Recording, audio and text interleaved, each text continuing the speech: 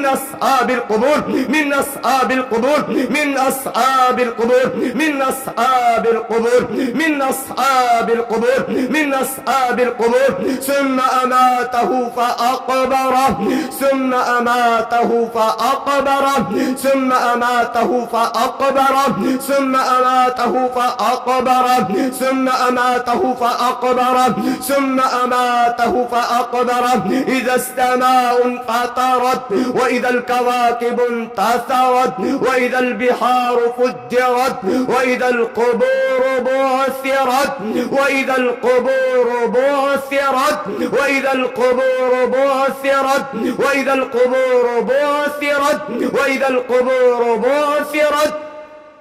وإذا القبور بعثرت وإذا القبور بعثرت وإذا القبور بعثرت وإذا القبور بعثرت وإذا القبور بعثرت وإذا القبور بعثرت أفلا يعلم إذا بعثر ما في القبور أفلا يعلم إذا بعثر ما في القبور أفلا يعلم إذا بعثر ما في القبور أفلا يعلم إذا بعثر ما في القبور حتى زرتم المقابر حتى زرتم المقابر حتى زرتم المقابر حتى زرتم المقابر بسم الله الذي لا يضر مع اسمه شيء في الأرض ولا في السماء وهو السميع العليم بسم الله الذي لا يضر مع اسمه شيء في الأرض ولا في السماء وهو السميع العليم أعوذ بكلمات الله التامات من شر ما خلق أعوذ بكلمات الله التامات من شر ما خلق سبحان ربك رب العزة عما يصفون وسلام على المرسلين والحمد لله رب العالمين.